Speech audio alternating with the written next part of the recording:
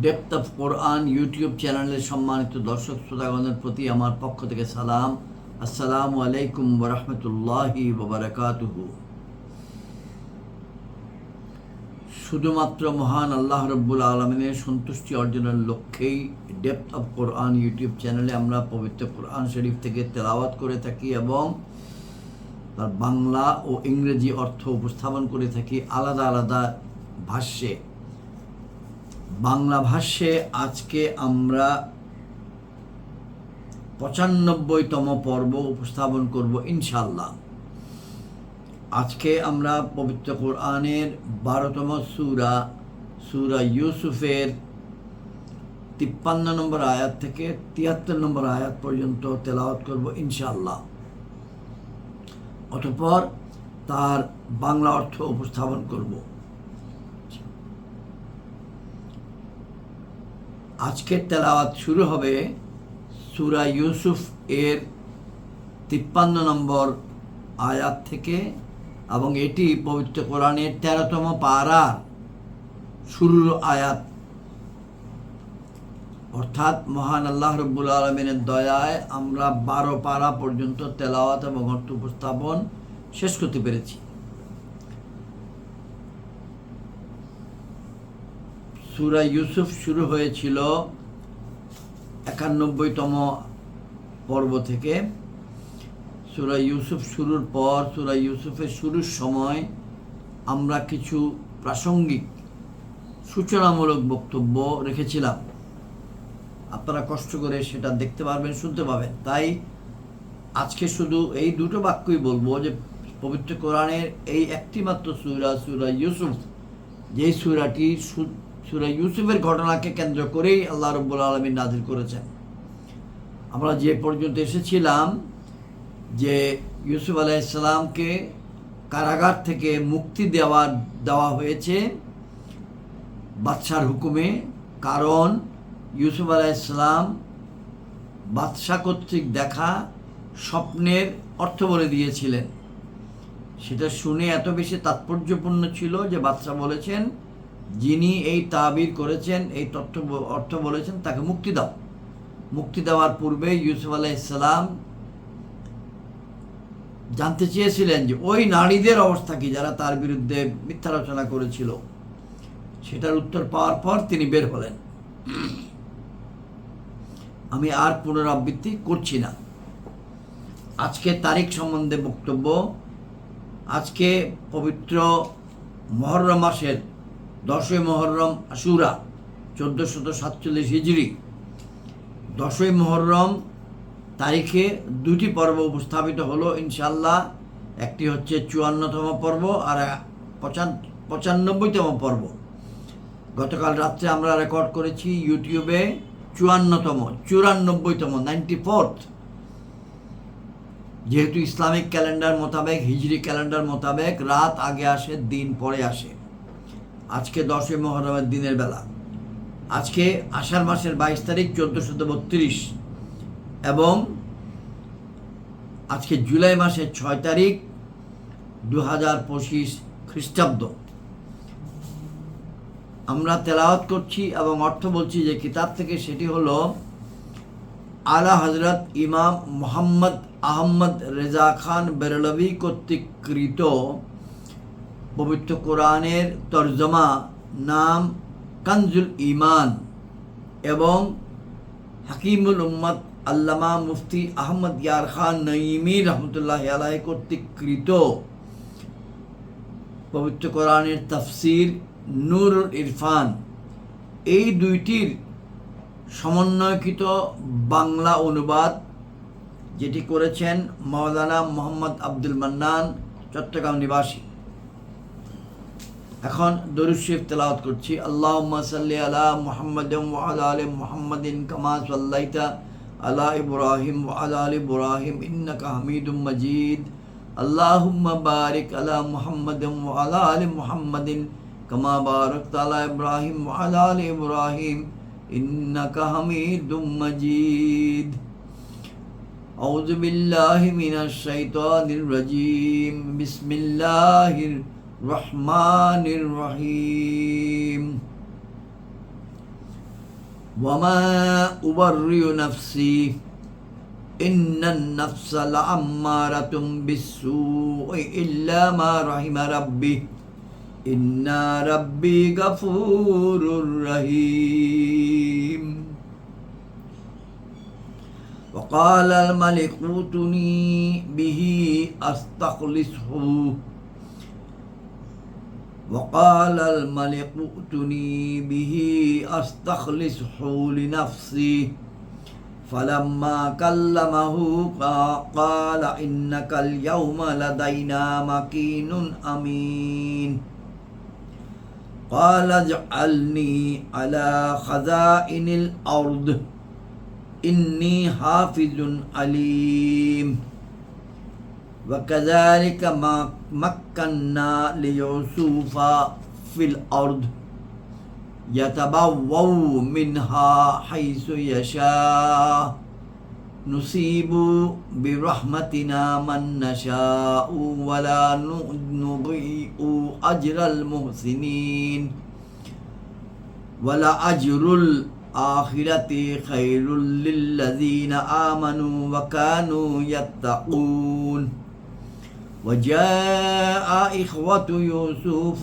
فدخلوا عليه فعرفهم وهم له منكرون ولما جهزهم بجهازهم قال ائتوني بأخ لكم من أبيكم ألا ترون أني أوفي الكيل وأنا خير المنزلين فإن لم تأتوني به فلا كيل لكم عندي ولا تقربون قالوا سنراود عنه أباه وإنا لفاعلون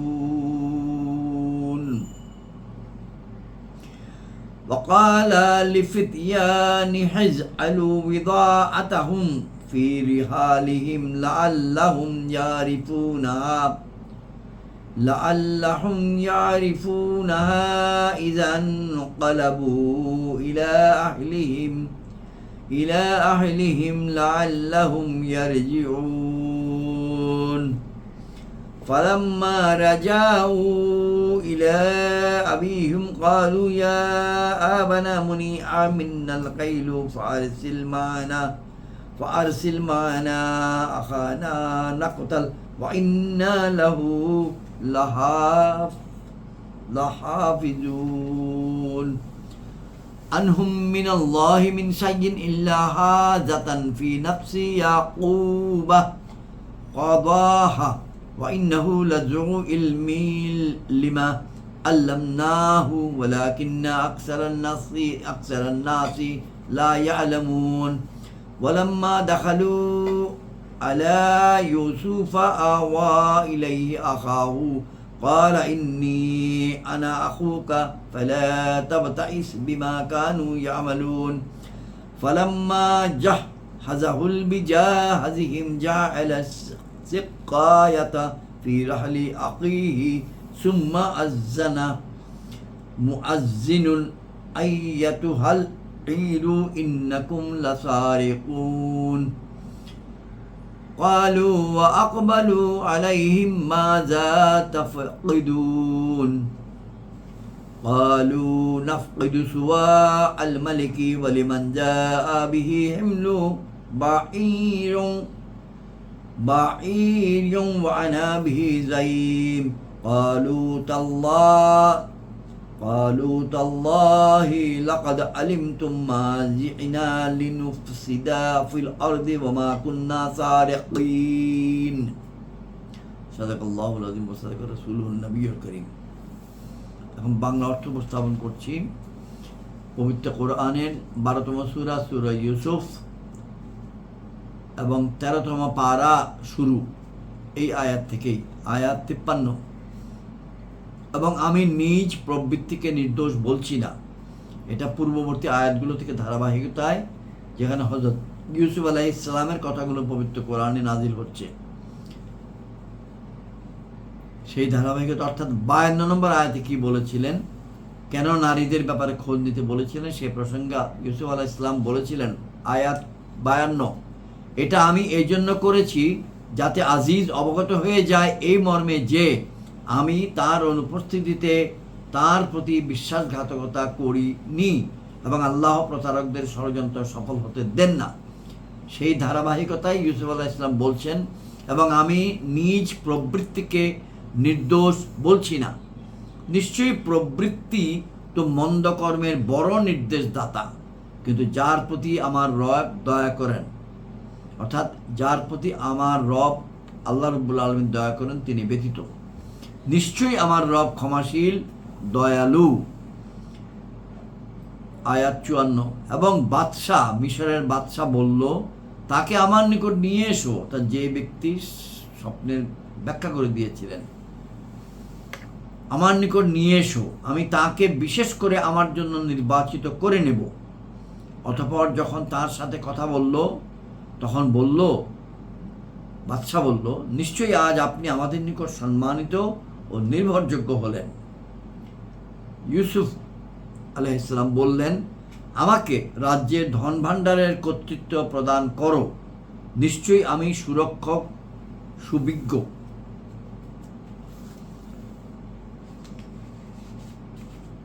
এবং এভাবেই আল্লাহ রাব্বুল আলামিন বলছেন, এবং এভাবেই আমি ইউসুফকে ওই দেশের উপর ক্ষমতা দান করেছি এবং এর মধ্যে যেখানে ইচ্ছা অবস্থান করবে।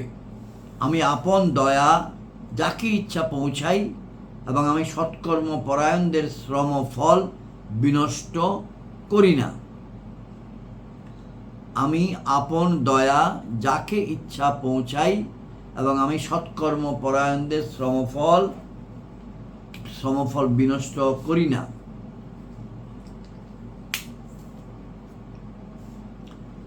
নুসিবু বিরহমাতিনা মান নাশাউ ওয়ালা নুসিউ আজরাল মুহসিনিন। আয়াত 57। নিশ্চয়ই আল্লাহ রাব্বুল আলামিন বলছেন, এবং নিশ্চয়ই পরকালের পুরস্কার তাদের জন্য উত্তম যারা ঈমান এনেছে এবং পরহেজগার রয়েছে। আয়াত 58। আবার ইউসুফ আলাইহিস সালামের ঘটনার বর্ণনাতে চলে যাচ্ছে। এবং ইউসুফের ভ্রাতাগণ এলো, অতঃপর তার নিকট উপস্থিত হলো। তখন ইউসুফ তাদেরকে চিনে ফেলল এবং তারা তাকে চিনতে পারল না। তখন দুর্ভিক্ষ শুরু হয়ে গিয়েছিল, মানুষ খাদ্যশস্যের জন্য আসতেছিল। ওইরূপভাবে ইউসুফের ভ্রাতাগণও খাদ্যশস্যের বা সাহায্যের জন্য এসেছিলেন। ইউসুফ তাদের ভাইদেরকে চিনে ফেললেন, কিন্তু ভাইয়েরা তাকে চিনলেন না। এবং যখন তাদের সামগ্রীর ব্যবস্থা করে দিল, তখন বলল, ইউসুফ আলাইহিস সালাম বললেন, তোমাদের সৎ ভাইকে আমার নিকট নিয়ে এসো। তোমরা কি দেখছো না যে আমি মাপে পূর্ণ মাত্রায় দিচ্ছি এবং আমি সবার চেয়ে উত্তম অতিথিপরায়ণ? অতঃপর যদি না তাকে আমার নিকট নিয়ে এসো, তবে তোমাদের জন্য আমার এখানে কোনো পরিমাপ নেই এবং আমার নিকট এসো না। তারা অর্থাৎ ভাইয়েরা বলল, আমরা এর কামনা করব তার পিতার নিকট এবং অবশ্যই এটা আমাদের করা উচিত। ইউসুফ আলাইহিস সালাম বললেন, এবং ইউসুফ নিজ ভৃত্যদেরকে বলল, তাদের মূলধন অর্থাৎ পণ্যের মূল্য তাদের ওই মালপত্রের ঝুলির মধ্যে রেখে দাও। অর্থাৎ ভাইয়েরা মূল্য দিয়ে বাদশার খাজানচিখানা থেকে, শস্য ভাণ্ডার থেকে খাদ্যদ্রব্য কিনেছিলেন, যেমন পুরা দেশের মানুষ কিনতেছিলেন। ইউসুফ নিজ ভ্রাতৃদেরকে বলল, ভৃত্যদেরকে বলল, তাদের অর্থাৎ ভাইদের মূলধন পণ্যের মূল্য তাদের ওই মালপত্রের ঝুলির মধ্যে রেখে দাও। হয়তো তারা এটা বুঝতে পারবে যখন তারা আপন ঘরের দিকে ফিরে যাবে, হয়তো তারা ফিরে আসবে। এখন ভাইদের ঘটনা। অতঃপর যখন তারা তাদের পিতার নিকট ফিরে গেল, তখন বলল, হে আমাদের পিতা, আমাদের জন্য খাদ্যশস্যর বরাদ্দ নিষিদ্ধ করে দেওয়া হয়েছে। সুতরাং আমাদের ভাইকে আমাদের সাথে পাঠিয়ে দিন, যাতে আমরা রসদ আনতে পারি। আমরা অবশ্যই তার রক্ষণাবেক্ষণ করব। আমাদের স্মরণ আছে, আমরা আলোচনা করেছি, ইউসুফ আলাইহিস সালামের আপন মায়ের পেটের ভাই ছিল একজন, তার নাম বিনয়ামিন। বাকিরা ছিলেন ইউসুফ আলাইহিস সালামের বৈমাত্রেয় ভাই। এবং ইউসুফ আলাইহিস সালামের পিতা ইয়াকুব আলাইহিস সালাম। আয়াত 64। ইয়াকুব আলাইহিস সালাম বললেন, আমি কি তার সম্পর্কে তোমাদেরকে তেমনই বিশ্বাস করব যেমন পূর্বে তার ভাই সম্বন্ধে করেছিলাম? সুতরাং আল্লাহ সর্বাধিক উত্তম রক্ষণাবেক্ষণকারী এবং তিনি সব দয়ালুর মধ্যে শ্রেষ্ঠ দয়ালু। ফাল্লাহু খায়রুন হাফিজাও ওয়া হুয়া আরহামুর রাহিমিন। ফাল্লাহু খায়রুন হাফিজাও ওয়া হুয়া আরহামুর রাহিমিন। আল্লাহ সর্বাধিক উত্তম রক্ষণাবেক্ষণকারী এবং তিনি সব দয়ালুর মধ্যে শ্রেষ্ঠ দয়ালু। এবং যখন তারা, অর্থাৎ ওই ভাইয়েরা যারা মিশর থেকে বাদশার কাছ থেকে খাদ্যশস্য কিনে এনেছিলেন, যখন তারা তাদের মালপত্র খুলল, তখন তারা তাদের মূলধন, পণ্যের মূল্য দেখতে পেল যে তাদেরকে ফেরত দেওয়া হয়েছে। এবং তারা বলল, হে আমাদের পিতা, এখন আর কি চাইব? এই হচ্ছে আমাদের মূলধন বা পণ্য মূল্য যা আমাদেরকে ফেরত দেওয়া হয়েছে, এবং আমরা আমাদের ঘরের জন্য খাদ্য সামগ্রী আনব এবং আমাদের ভাইয়ের রক্ষণাবেক্ষণ করব। আর আমরা অতিরিক্ত আরেক উষ্ট্র বোঝাই পণ্য পাব। এই দান বাদশার সম্মুখে কিছুই নয়।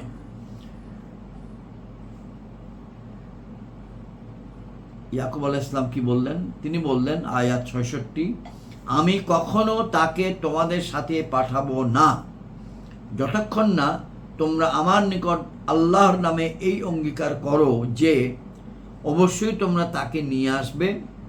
কিন্তু যদি তোমরা পরিবেষ্টিত হয়ে পড়ো, অর্থাৎ এক্সেপ্ট অর আনলেস তোমরা পরিবেষ্টিত হয়ে পড়ো। অতঃপর যখন তারা ইয়াকুবের নিকট, ওই ভাইয়েরা ইয়াকুবের নিকট প্রতিজ্ঞা করলো, তখন বলল, আল্লাহর জিম্মা এই কথার উপর যা আমরা বলছি। আয়াত 67। এবং বলল, অর্থাৎ ইয়াকুব আলাইহিস সালাম বললেন, হে আমার পুত্রগণ, তোমরা এক দরজা দিয়ে প্রবেশ করবে না, বরং ভিন্ন ভিন্ন দরজা দিয়ে প্রবেশ করবে। আমি তোমাদেরকে আল্লাহ থেকে বাঁচাতে পারি না। নির্দেশ তো সব আল্লাহরই। আমি তারই উপর ভরসা করেছি এবং ভরসাকারীদের তারই উপর ভরসা করা উচিত।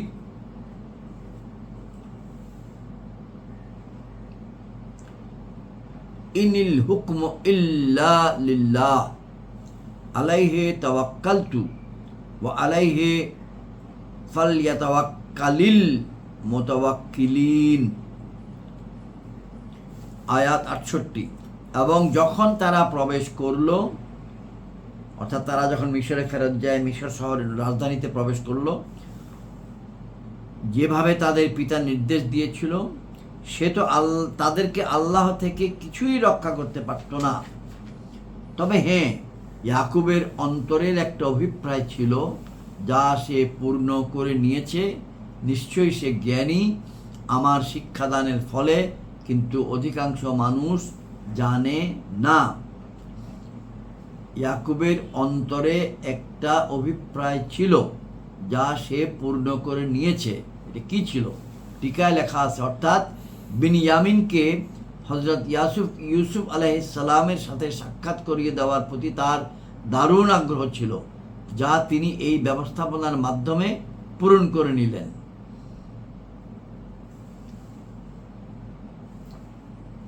এবং আল্লাহ রাব্বুল আলামিন বলছেন, এবং নিশ্চয়ই সে জ্ঞানী, অর্থাৎ ইয়াকুব আলাইহিস সালাম জ্ঞানী আমার শিক্ষাদানের ফলে। আল্লাহ রাব্বুল আলামিন শিক্ষা দিয়েছেন তাই, কিন্তু অধিকাংশ মানুষ জানে না।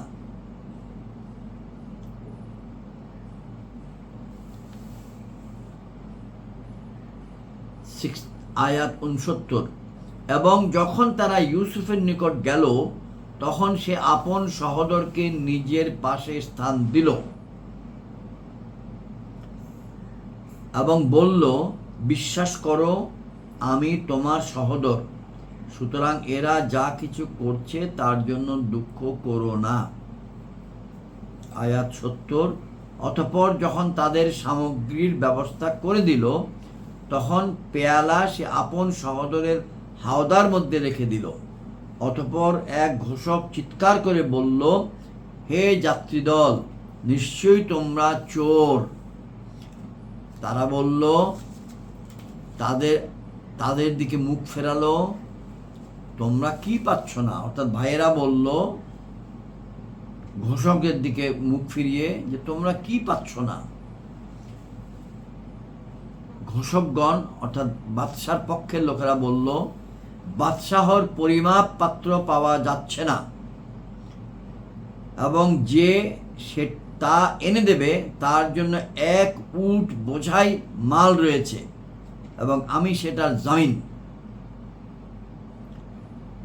তখন ভাইয়েরা বলল, আল্লাহর শপথ, তোমরা ভালোভাবে জানো যে আমরা জমিনে ফেসাদ করার জন্য আসিনি, না আমরা চোর। আয়াত ৭০ থেকে ৭৩ প্রসঙ্গে একটুখানি ব্যাখ্যা দেই টিকা থেকে। ইউসুফ আলাইহিস সালামের মনের আগ্রহ ছিল তার ভাই বেনিয়ামিনকে রেখে দেবেন। রেখে দেওয়ার জন্য একটি অজুহাত প্রয়োজন। সেই অজুহাত মোতাবেক তিনি বেনিয়ামিনের শস্যের ব্যাগের ভিতরে ওই পেয়ালাটি রেখে দিলেন যে পেয়ালাটির মালিক বাদশাহ বা বাদশার দরবার, যেটিতে খাদ্যশস্য মেপে দেওয়া হতো, যেন সন্ধান করতে গেলে এই তথাকথিত চুরি দেওয়া মালটি বিনিয়ামিনের ভাণ্ডের মধ্যে পাওয়া যায়। তখন বিনিয়ামিনের শাস্তি হবে এবং শাস্তিটা এই হবে যে তারা ভাইয়ের সঙ্গে যেতে পারবে না, ভাইদের সঙ্গে। ওই আমলের নিয়ম মোতাবেক তিনি এই বাদশার কৃতদাস হয়ে যাবেন বা দাস হয়ে যাবেন বা চাকর হয়ে যাবেন বা কর্মচারী হয়ে যাবেন। অর্থাৎ ইউসুফ আলাইহিস সালামের আপন ভাই বেনিয়ামিন আপাত দৃষ্টিতে চুরির অজুহাতে শাস্তি পেয়ে মিশরে থেকে যেতে পারবেন, অন্য ভাইরা চলে গেলেও। এই সূত্রে এই কাজটি করা হয়েছিল। আমরা ৭৩ নম্বর আয়াত শেষ করেছি। আজকের আলোচনা এখানেই শেষ। আসসালামু আলাইকুম ওয়া রাহমাতুল্লাহি ওয়া বারাকাতুহু।